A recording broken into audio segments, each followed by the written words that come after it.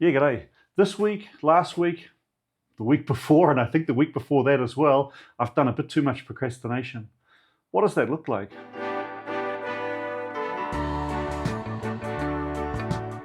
So what's this week's video about? Well, I think I might do one on procrastination. So I think you're doing an expert video this week.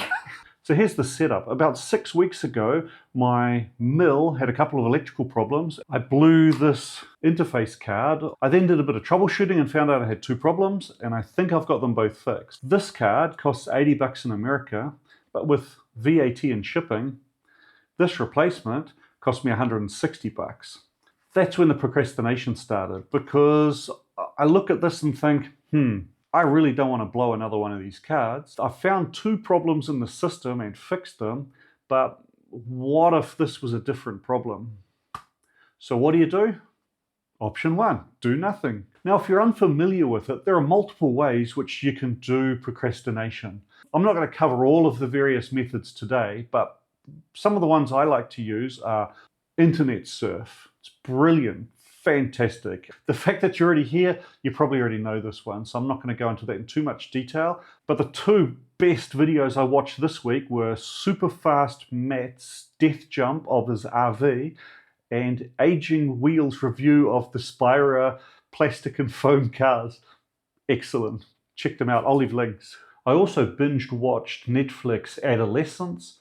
Doing 50-minute episodes in a single take is just an amazing achievement. If you look at all the jump cuts I do, I can't even get two straight sentences out without some editing. So respect for all those actors and camera people and everything involved with Adolescence. It's good to procrastinate with a broad range of media. So not only internet, I also reread Bram Stoker's Dracula and George Orwell's 1984. Man, they're good books. But unfortunately, over time, unproductive procrastination can sometimes feel a little unproductive, unsatisfying. And that's why you want to intermix your procrastination with tasks and things which feel productive. Easiest one, clean up. I've left a mess of tools lying all over the shop, and therefore I can do some tidy up.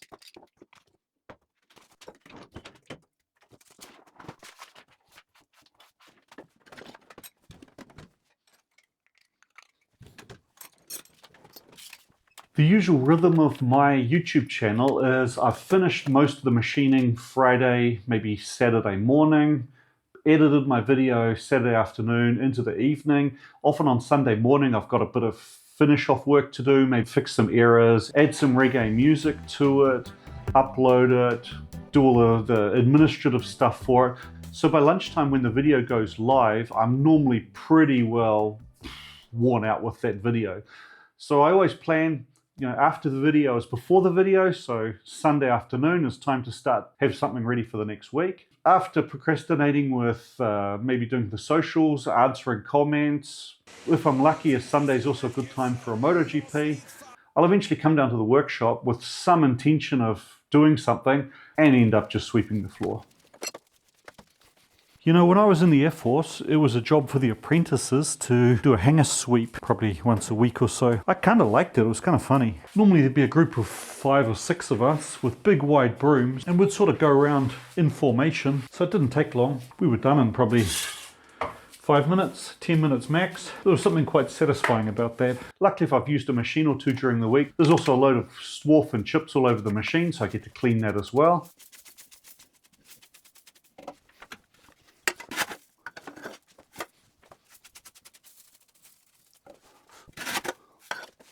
And of course, there's also grinding dust to address.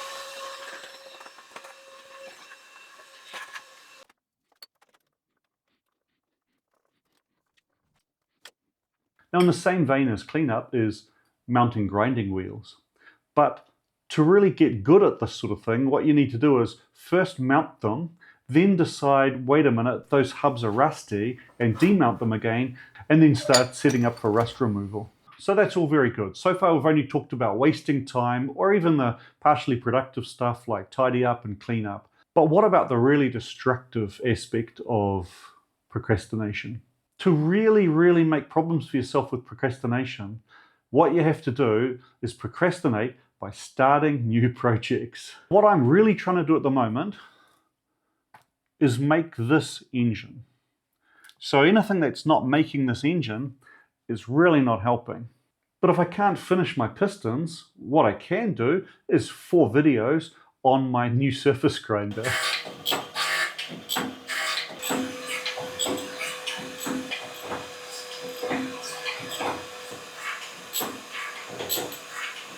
But even that can be justified with, well, I'm going to need the surface grinder at some stage in that project. It's a tool to help a project, so that's cool. But what about the little indicator stand Luke sent me with the surface grinder? Did I really need to break it down right at this time? Or like starting to disassemble a magnetic chuck? Probably not.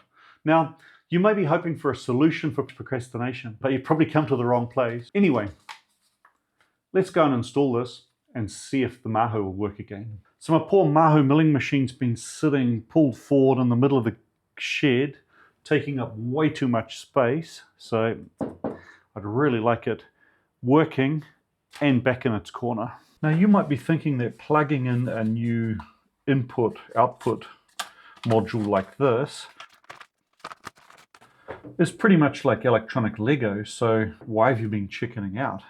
And that's a very good question. The issue is, on the old module, I blew the output driving chip. That's a 24 volt chip, and I had a 24 volt short in my pendant. That all seems pretty understandable. But the chip didn't blow at the time of the short. It blew a couple of days later when I turned the machine back on, and that seemed weird to me. So I've been through all of these lines, troubleshooting them. To the best of my ability, I don't see any problem in the system. So I've basically got 2 options.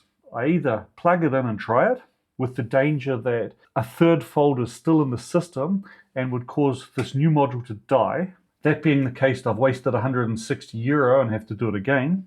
The second option would be to rewire the system and put a better stabilized and managed 24 volt power supply onto this card so that it's better protected. There's good reasons to do that, but the main reason not to is it worked for 5 years without that, so do I need it?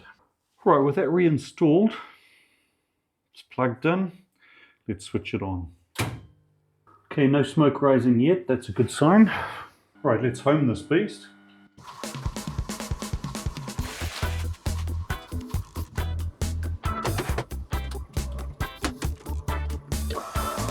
Right, what about some spindle? Change speed.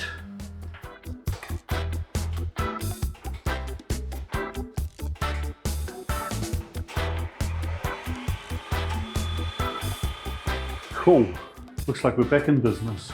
Right, with that now working again, let's get it back into its corner.